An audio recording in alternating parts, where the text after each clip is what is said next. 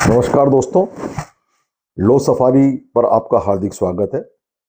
देश के 76वें गणतंत्र दिवस पर देशवासियों को बहुत सारी शुभकामनाएं। हमारे देश ने आज़ादी के बाद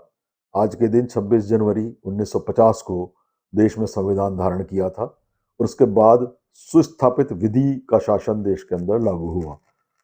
कानून एक मानवीय समाज को चलाने के लिए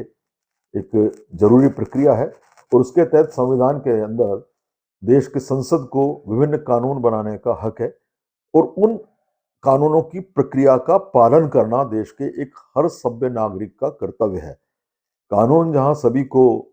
शक्तियां देता है, नागरिकों को अपने अधिकार देता है, वहीं कानून की प्रक्रिया का पालन करने का कर्तव्य भी देता है, जिससे एक संतुलित समाज की स्थापना होती है।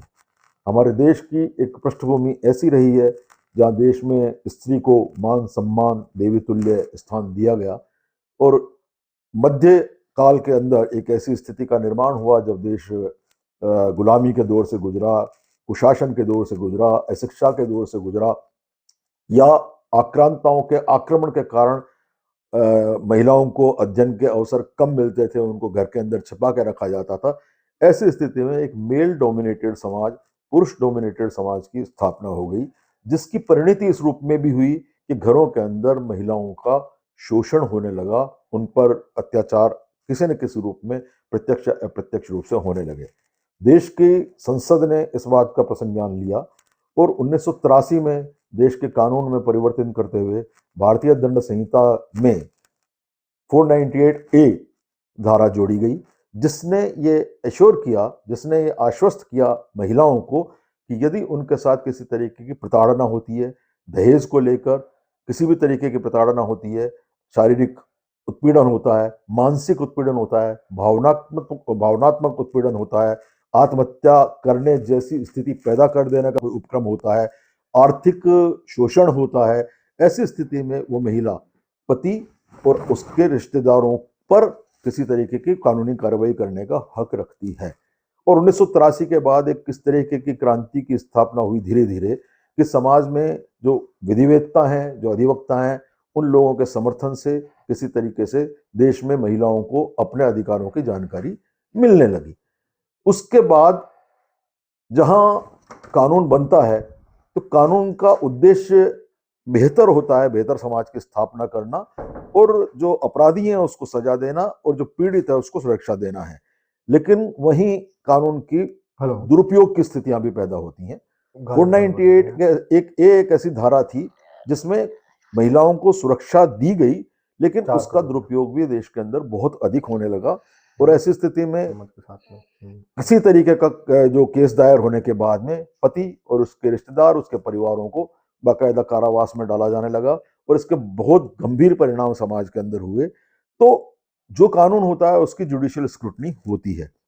और जुडिशियल स्क्रूटनी में जो अनुभव समाज के न्यायालय के सामने आए उसके माध्यम से अब तो ये कहा जाने लगा, डाटा भी आने लगा, सर्वोच्च न्यायालय तक ने माना है कि देश के अंदर 498 का बहुत अधिक दुरुपयोग होने लगा है और 498 में जो रिश्तेदार हैं उनको तो किसी भी हाल में प्रक्रिया में डालने से पूर्व किसी भी तरीके का एक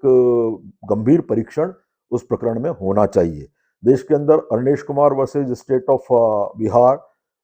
SB Sinha versus state of Kerala के जो दृष्टांत आए, उनने इस बात के लिए ताकीद किया, जो परीक्षण करते हैं, जो निरीक्षण करते हैं, जो जांच करते हैं जांच अधिकारियों को, कि ऐसे प्रकरणों में गंभीर जांच की जाए इस विषय पर कि वो आरोप बनते भी हैं या नहीं बनते हैं। तो ऐसी स्थिति में 498 ए एक ऐसी धारा है आईपीसी की, जो आईपीसी के नए कानून में परिवर्तित होने के बाद में भारतीय न्याय संहिता की धारा 85 के तहत आती है, जिसके अंदर अब प्रावधान जो 1 जुलाई से शुरू हुआ है वो अब भारतीय न्याय संहिता की धारा 25 के तहत होगा। तो इस तरीके से 498 है। 498 का दुरुपयोग हो या सदुपयोग हो, सदुपयोग उस स्थिति में है कि यदि किसी महिला के साथ वास्तव में अत्याचार हो रहा है तो उसे सुरक्षा की आवश्यकता है, तो ये कानून उसे पूरी तरह संरक्षण देता है। वहीं दूसरी ओर यदि महिला किसी को ब्लैकमेल करने, पति को और पति के रिश्तेदारों को फंसाने,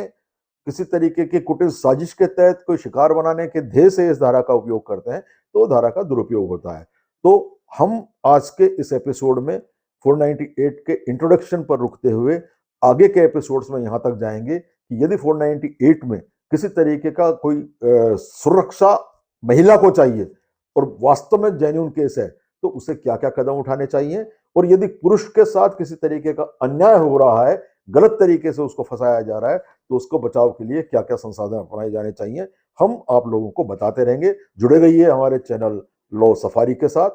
लाइक, शेयर, सब्सक्राइब करें। आपकी कोई क्वेरी हो तो कमेंट्स में आप क्वेरी डालिए। धन्यवाद। जय हिंद, जय भारत।